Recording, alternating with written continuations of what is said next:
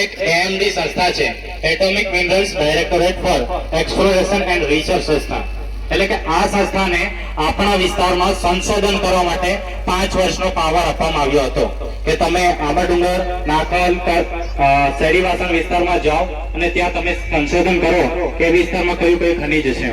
અહીં જે ખનીજ સંશોધન કરવા માટે જે વાત આમાં જે મૂકી છે એ સોના કરતા પણ કિંમતી છે.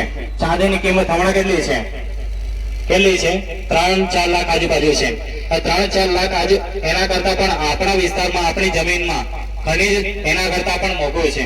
એટલે આંબા ડુંગરનો જે વિસ્તાર છે, જે જીએમડીસી ચાલે છે, એ આપણા વિસ્તારમાં 5 વર્ષનો સંશોધન કરવા માટે એક ભારત સરકારની જે સંસ્થા હતી એને પાવર આપ્યો હતો. અને આ 2020 નું પરિપત્ર છે.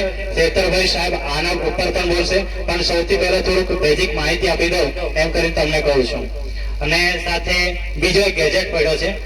આ જે પહેલા જે 2020 નો જે પરિપત્ર બતાવ્યો એમાં જે સંશોધન થયેલું એના જ આધારે આંબા ડુંગરની 450 એકર જમીન જીએમડીસી ને હવે લીજ ઉપર આપી દીધી છે. લીજ એટલે કે ભાડા પટ્ટે આપી દીધી છે કે તમે 450 એકરમાં તમે હવે ખનીજ કાઢો એમ.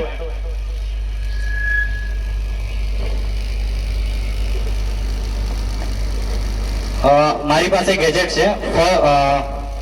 31 ડિસેમ્બર 2025 નું ગુજરાત સરકારનું ગેજેટ બહાર પડેલું છે.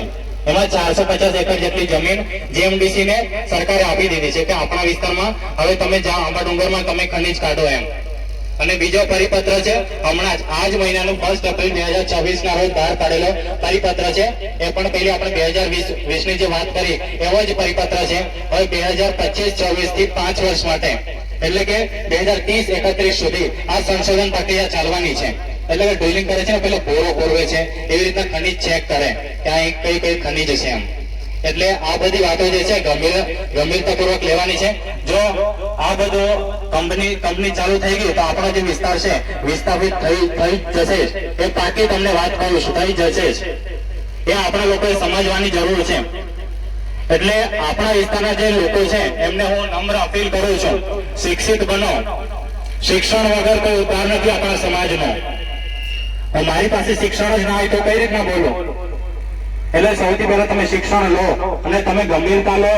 એટલે આ ભાજપ સરકાર આપણો જે આદિવાસી સમાજ છે, ભારતમાં જેટલા 13 કરોડ આદિવાસી રહે છે એને નિસ્ત નાબૂદ કરવા માટે આ આદિવાસી અને બીજેપી અને આરએસએસ ની રણનીતિ છે.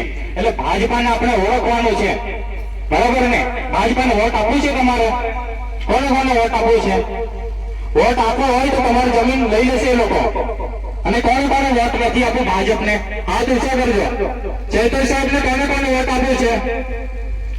આપણે ભાજપાને વોટ નથી આપવાનો. ભાજપાને આપણે વોટ આપવા જશો, આપણી જમીન, આપણું જંગલ અને આપણું જે પાણી છે એનાથી આપણે વિસ્થાપિત કરી દેશે. ભાજપાને વોટ નથી આપવાનો. આપણે વોટ આપવાનું છે ઝાડુને. ચેતર સાહેબને આપણે સપોર્ટ કરવાનો છે. અરવિંદ કેજરીવાલને આપણે સપોર્ટ કરવાનો છે, બરાબર ને? બાકી ભાજપાને વોટ આપશો તો આપણો જે વિસ્તાર છે વેચીને ખાઈ જશે આ લોકો. એટલે સમજવાની જરૂર છે. ભાજપાની જે વિચારધારા છે એ સમજવાની જરૂર છે. આમ આદમી પાર્ટી ચેતર વસાવાની વિચારધારા એકદમ સ્પષ્ટ છે. ચેતર વસાવા કહે છે આપણા સમાજના હક અને અધિકાર, જળ, જંગલ, જમીન એના માટે બોલે છે. જો લોકો પાર્ટી પર આના પર બોલવાનું બંધ કરાવશે તો પાર્ટી પણ છોડી દઈશ. આપણે ચેતર વસાવા આપણે ખાતરી આપે છે. આપણે ચેતર વસાવાને સપોર્ટ કરવો જોઈએ કે નહીં? સપોર્ટ કરવો જોઈએ ને? એટલે જે ભાજપા છે એ ગુજરાતની જે કવાયત ખાસ કરીને માર્કા જિલ્લા પંચાયતમાંથી ભાજપાના કુશાસનને હટાવીને શિક્ષિત યુવા અને નીડર આપણો જે ઉમેદવાર છે પેલા નિશાબેન સુરેશભાઈ, એમને આપણે જીતાડી લેવાનું છે. આપણા વિસ્તારમાં ઘણી બધી સમસ્યા છે, આપણે કરાવી ના શકીએ. રોડનું ઠેકાણું નથી. બોલમારિયાના જે રોડો છે, તુર્કેરાના રોડો છે, હાથેશ્વરના રોડો જોજો.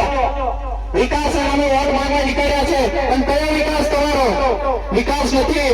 હવે વોટ પણ નહીં મળે, બરાબર? આમ આદમી પાર્ટીની વિચારધારા છે, ચેતર સાહેબની વિચારધારા છે, એમને સપોર્ટ કરવાનું છે.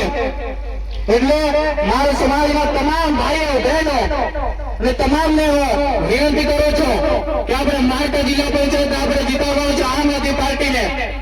આપણા ભાંગ્યા દાદા પણ ઉપસ્થિત છે. રૂમિયા સીટ ઉપરથી ઉમેદવારી કરે છે ભાંગ્યા દાદા. એમને પણ આપણે જીતાડવાનું છે. જીતાડશો ને? હાથ ઊંચા કરો. આપણે હાથા ડુંગરીથી આપણા સરપંચ રતનસિંહ દાદા, એમના પુત્ર સંજયભાઈ એ ઉમેદવારી કરે છે. એમને આપણે જીતાડવાનું છે. અને કવાટ અને છોટાઉદેપુરમાં આમ આદમી પાર્ટીની બોડી બનાવવાની છે. એટલે તમામ ભાઈઓ બહેનોને અનુરોધ કરું છું કે આપણે આમ આદમી પાર્ટીને જીતાડવાની છે. આ બધો પ્રોજેક્ટ અમે લડ્યો હોય તો ભાજપાને વોટ ના અપાય. એ લોકો બોલીને વોટ આ બધો આ ઇસ્યુઝ પર એટલે આપણા લોકોએ શિક્ષિત અને જે હક અને અધિકારોની વાત કરે છે એને જ આપણે ચૂકાવવાનો છે. સમયનો પણ થોડો અભાવ છે અને ટૂંક સમયમાં આપણા માનનીય ધારાસભ્ય શ્રી ચેતરભાઈ વસાવા સાહેબ આપણે અહીંયા ઉપસ્થિત થવાના છે. તો મારી એક નાની છેલ્લી થોડી શાયરી કહી દે, થોડું લોકોને મજા આવે. બરાબર ને?